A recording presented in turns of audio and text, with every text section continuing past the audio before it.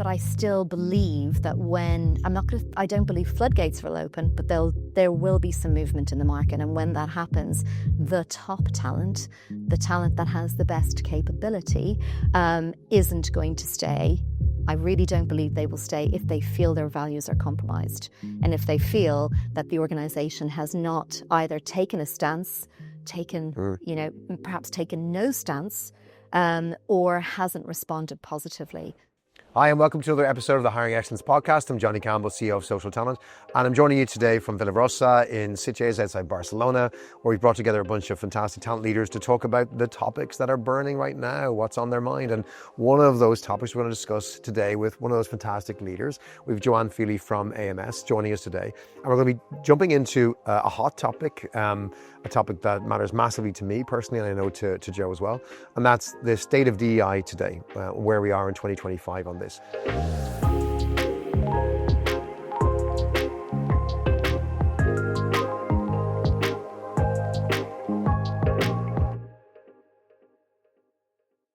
Joe, it's so great to have you here. You're Chief Innovation Officer of AMS. For our audience who aren't familiar with AMS, perhaps you might give it a background to the organization and maybe to your career, your background as well, and why this topic, how you ended up as the Chief Innovation Officer sitting here today talking with me about such a hot topic. Yeah. Thanks, Johnny. So AMS is a global recruitment, outsourcing and consulting organization. We hire about 300,000 colleagues on behalf of our clients globally, and we support many different brands and sectors, pretty much every sector across the globe. I joined AMS nearly 24 years ago, which I'm almost embarrassed to say. I was clearly a very young woman when I joined, absolutely straight out of college. And I suppose I've been very privileged to have had a really interesting journey, because when I started at AMS, we were reasonably new. We were inventing the concept of recruitment process outsourcing. We came up with the term, and it's a term we're in many ways moving away from, because it's really about talent.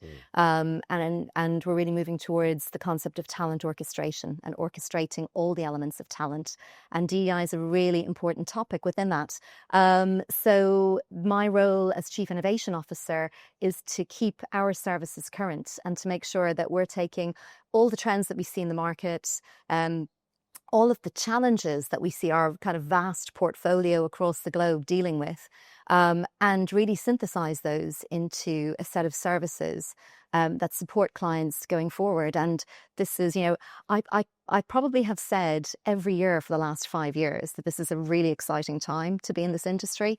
I think it's gotten even more exciting. I know for many it's daunting, and there are some things in many ways kind of coming at us, be it technology and the impact of digital talent, which I think is a better term for agentic AI capability, but also, the backlash that we're seeing on some of the core principles of talent acquisition, which are about diversity, equity, inclusion, and belonging.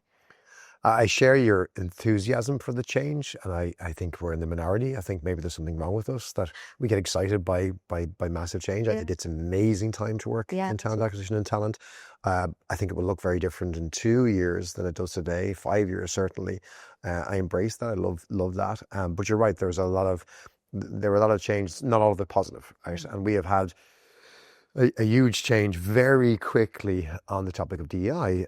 Obviously, 2020 was probably a turning point for many, when the prominence of DEI rose vastly after the murder of George Floyd in the US in particular, Black Lives Matter and other themes coming out of a pandemic where the world was fragile and feeling it, to 2025, where we've had a huge shift in policy in the US. With an executive order issued in January that has a massive impact on not just American organizations, but anyone doing business in the US, and has, really changed the conversation. Can you maybe give me some insight as to what you're hearing from the customers that you work with and the people you talk to?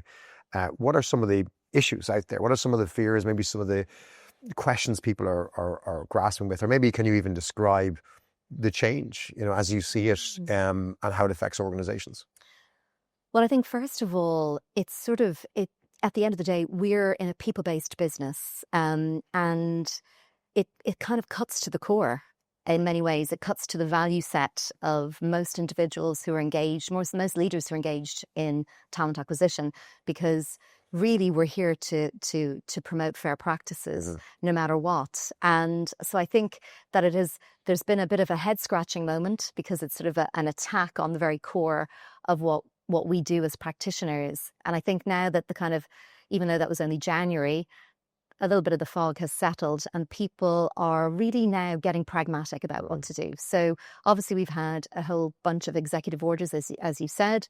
At the moment, that really impacts federal contractors, but it also impacts those organizations who support federal contractors. And the first of that was the doing away with the legislation on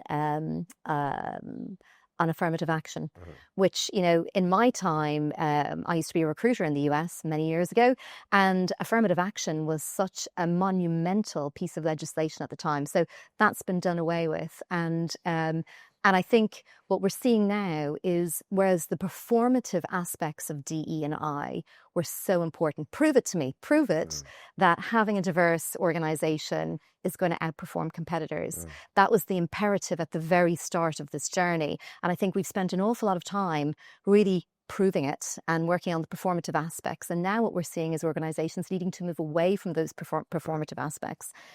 Instead, a lot of the executive orders are, in many respects, a backlash on the idea that the minority have been favored over the majority. And now we hire on merit. But that suggests that we live and work in a meritocracy, and we don't.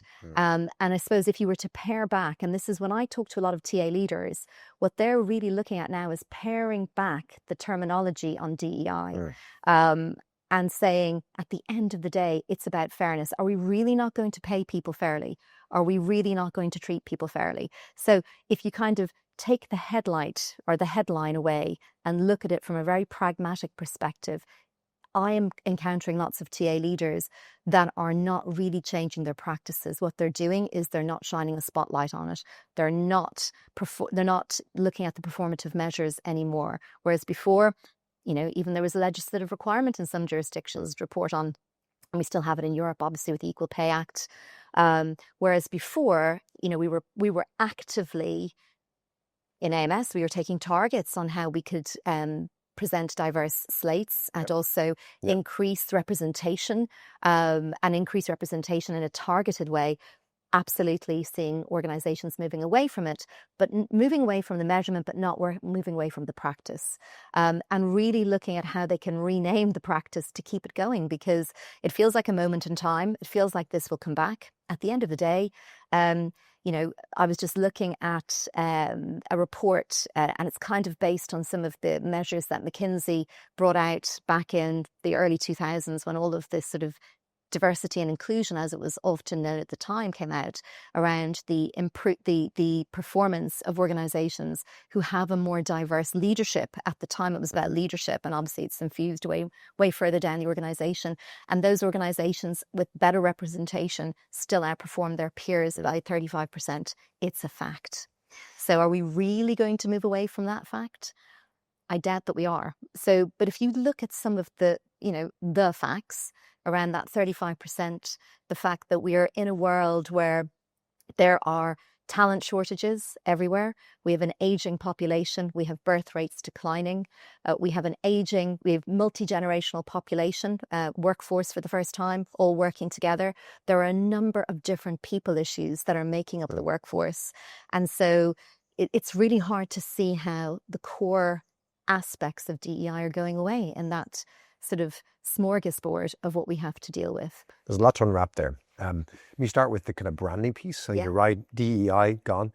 In our words like culture and engagement. So you have folks who are now the culture team, the head of engagement, as opposed to the head of D&I, which, is I guess is a cosmetic change. It's, we just rename it and we keep going. And that's good. But there are real things that the executive order is changing and enforcing us to change, or at least its interpretation is changing, such as slates seem to be out. The general recommendation is do not talk about slates. Absolutely. The representation on the shortlists, we can't talk about that. If we're doing direct sourcing for folks because they come from underrepresented backgrounds. Stop that. Don't have any of that anymore. Career sites completely changed, language removed. I saw a great example where if you logged into a massive big life sciences company in the UK, you got a certain page. And if you went to that same page and you were in a US IP address, it was 404 page not found. Yeah. On the same day, by changing IP address. So like literally very quick, let's remove it from one part of the world to the other. But if you go back to your point, you look at the McKinsey in 2000s and the data, and you look at, let's say, CPG companies. The CPG companies, the consumer product kind of organizations, they begun looking at this because their consumer, their buyer was changing, becoming more diverse. And it just made sense. They had to make products for a different buyer. They had to appeal to a different buyer, an increasingly diverse buyer. So there wasn't even necessarily a McKinsey study necessary. It was just a case, our buyer is changing. They are a different gender. They're different ethnic backgrounds, different socioeconomic backgrounds. Their needs are now different. They need different products, and we need to influence them in different ways. So super simple. And those organizations don't stop. They continue as. Yeah. But some companies did kind of jump on the bandwagon in 2020.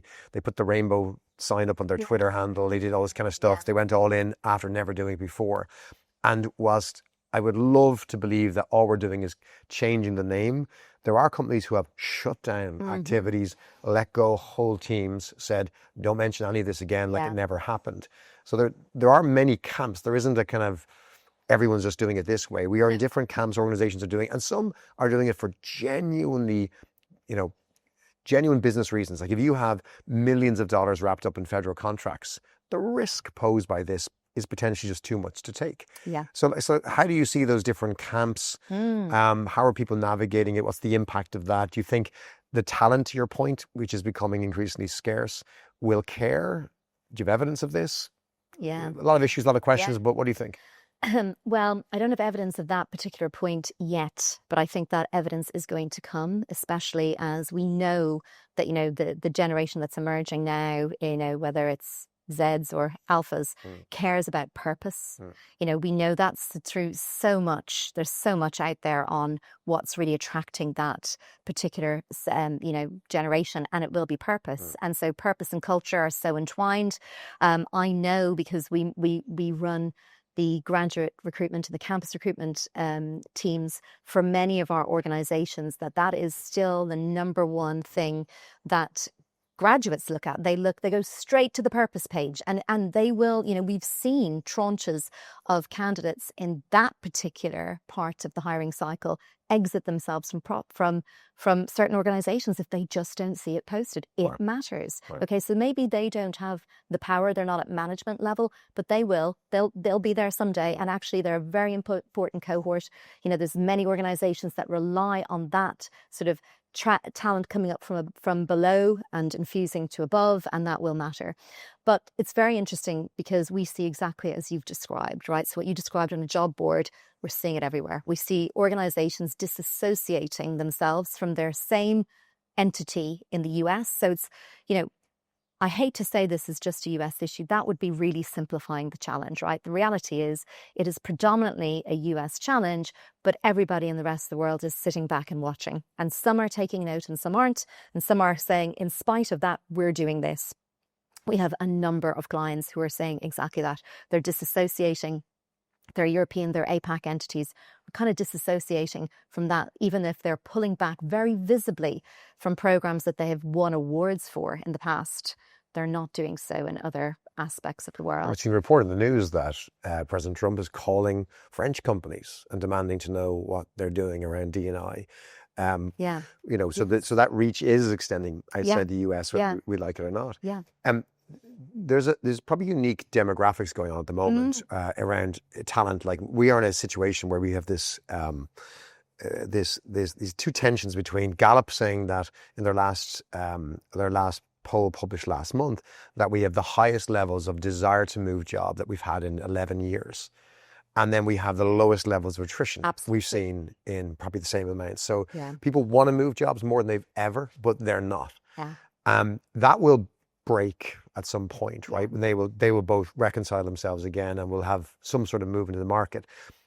Is it in 2025, early 2025, we have this situation where because there's such low attrition, we're not seeing the effect in, let's say, experienced hires on what companies are doing or not doing around DEI isn't impacting talent just yet because they're not moving. Yeah. But as this reconciles itself and they start moving again, do you anticipate that that's where we'll see people voting with their feet and saying, okay, you did this in 2025 or didn't do this in 2025, and I'm going to remember you for that, like we did in COVID when companies responded positively or not, and then by 2021 when people started moving, we saw the impact a year later hit the workforce going, I didn't like the way you handled COVID, I didn't want to leave the job at the time, but now that I can, I'm gone. Yeah, I believe we will. But I also don't believe we'll ever see the hiring volumes come back at the rate that we saw in 2021 or 2022. No, true. Certainly not in my career life cycle. No. And also digital talent will have such an impact. Organizations are just not going to hire at that level that they did before.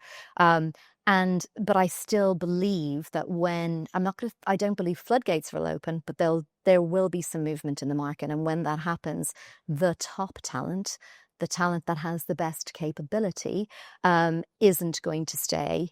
I really don't believe they will stay if they feel their values are compromised, and if they feel that the organization has not either taken a stance, perhaps taken no stance, or hasn't responded positively. It's interesting though, Johnny, because we saw Google, for example, pull back in a fairly major way from their diversity, equity, and inclusion practices. And now, I don't know if you saw, but I read an article on CNBC just this weekend where, we've seen the CEO of Google now saying, well, actually, we're still true to our values. We're still true to our culture. And they've renamed it to the Diversity and Opportunities Organization, right? So equity is the one that's coming out. And I find that really interesting because, to your point, in 2020 and the focus post the murder of George Floyd and the resurgence of the Black Lives Matter movement is really when equity became part of the equation. It was diversity and inclusion, or just diversity before, and equity became part of that. And yet equity, in many respects, is the most fundamental part because it is about creating an even playing field. An even playing field can mean many things. Back to my point around, are we really not going to pay people the same? And some of this needed to be exposed. Is that really going to go away? I don't believe it will. I mean, if you pair it back to, at its fundamental core, what are we trying to do? We're trying to treat people well. We're trying to create, the capability within the organization to drive us to be more competitive. Why would we stop ourselves? Why would we hold ourselves back from doing that? Back to your point, very limited movement in the market. Back to the point that there's, skills shortages. We shouldn't disadvantage ourselves. We should look for every opportunity to create some competitive advantage. And when you talk about how some of the consumer organizations have just done this because it makes sense, it's common sense. This is our consumer group. We see the same thing happening within organizations. Those that are operating in certain locations and are still requiring individuals to do those roles. And in many respects, the Trump administration's strategy is about manufacturing and bringing manufacturing back to the US. Again, I find it extraordinary because surely a manufacturing is the one area that's super ripe for digitization. Either way, if you are going to get back to that sort of manufacturing, plant-based or local-based hiring, you are very, very constrained by the talent that exists in a radius that could be 100 miles, perhaps. It could be 20 miles, it could be 5 miles. And so differentiation is key, but also creating talent. And what we're seeing outside of the US, it's a term I don't ever really come across in the US, is social impact and social mobility, and aligning that to a sustainable hiring strategy. So it's hard to ultimately, I'm sure ESG will be the next thing that's attacked, where the backlash will be felt. There is no doubt that that's probably the next one on the agenda. But ultimately, we're seeing a lot of organizations aligning the principles of their ESG policies to their hiring policies. And it makes sense. Again, it's just common sense because this is the radius in which we operate in. This is where our talent can be. We have to engage with the talent in the locations that we're at. And that might be an upskilling or reskilling program. that probably isn't hiring ready-made talent. No. And we talked about it before we record this podcast this morning. Several of us talked about, for example, your idea of manufacturing being done by robots. It's probably the way it is. We talked about life science examples and other industries where it's inevitable that you're going to see robots do it. And who makes the robots? Other robots, right? Building robots for factories with robots that have very few people, like data centers, right? Where you have the construction of those same buildings might generate jobs, but then when they're up and running, you don't really have any jobs. And then there's areas like the textile industry, which we discussed this morning, just doesn't belong in the Western world. It just isn't cost competitive. You can't do it. It's moved to Asia. It has to go to certain markets because we cannot compete at the volume of, let's say, fast fashion with manufacturing or any sort of support in Western economies like the US or in parts of Europe. It's long gone from here and then coming back, and it sits in different economies. But to your point around, I think when you boil it all down to, we need talent to do jobs. And there are geographical restrictions, there's skill availability constrictions, and we need to activate different types of talent if we're going to fill these jobs. And at its core, I think, both of us sit in Europe, both Irish, where we've worked in an environment largely in our careers that never had affirmative action. Right? This has never been a case in the EU. We've always had to hire based on your skills and ability. And the approach to D&I that I've seen from Europe has always been about, you have an extremely fair process, but what you do is you make sure that enough people who are disadvantaged are allowed to be in that process or get into the process in the first stage. So I think there's positives around if you have to have a very defensible hiring process, which I think, on the plus side, the executive order is reinforcing the fact you have to have a very defensible hiring process, show that there's no bias. Yeah. That is really positive. Yes, That's it is really positive. Good. It is positive. It's just allowing us to activate talent that wasn't getting opportunities or wasn't being considered before is the work we need to do, and hopefully rebrand it. Final note on this, because we could take this in a large tangent. Is there any company you want to talk about that you admire, have seen, have worked with, you think it does it well, or even if you don't want to name a company, is there a way you can describe, when it's done well, reacting to 2025, what does that look like? So others perhaps can take some advice from a company that's doing it well, or examples you can give. It's difficult for me to name a company because a lot of the work that we're doing is it's quite confidential.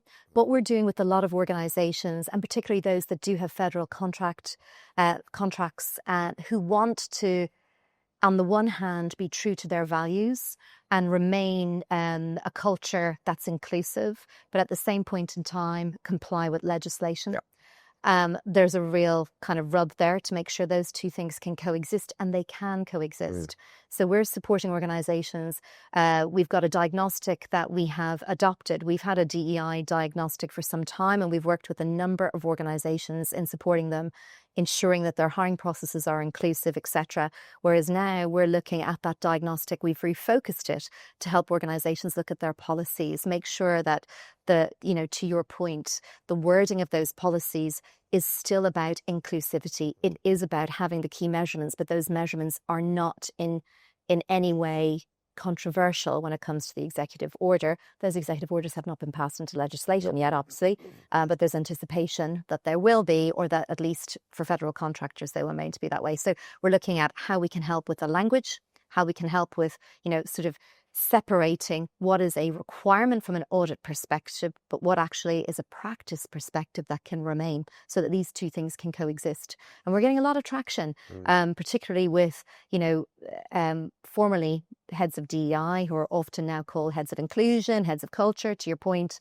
But this is really creating a kind of just catching your breath moment to say, look, we are compliant. We do have the right level of audit capability where it's needed to show that we're not actually hiring unfairly, that we're not dialing up anything that we shouldn't be dialing up, but actually that we have, that we've got the right level of measurement and we can comply with legislation, whilst at the same point in time ensure that we are assessing our talent against the same and the appropriate capability framework, and that we're not disadvantaging anybody, because that's the name of the game.